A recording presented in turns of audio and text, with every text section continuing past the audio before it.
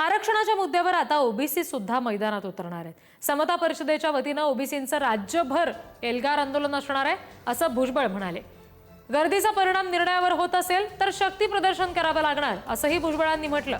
मुख्यमंत्री देवेंद्र फडणवीस आशेचा किरण आहेत, समिती सुद्धा त्यामुळेच आहे असं देखील भुजबळांनी सांगितलं।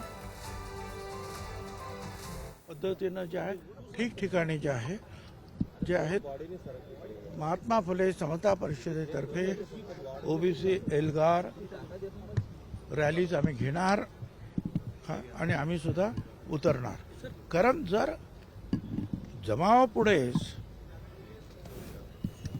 आणि झालेल्या गर्दीपुढेच त्याचा जर परिणाम काही निर्णयावर होत असेल तर आम्हाला सुद्धा दाखवावं लागेल की आम्ही सुद्धा बाबा जिवंत आहोत ना।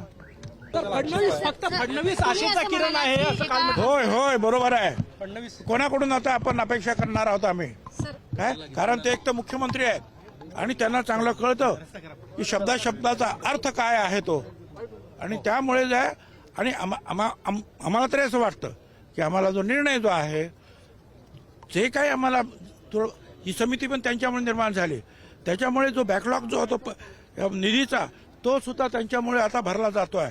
जागा चंद्रशेखर बावनकुळे त्यांच्यामुळे आता त्या आमच्या वसतिगृहांना जागा मिळतात, मग का आम्ही त्यांना त्यांच्या बाजूने बोलायचं नाही?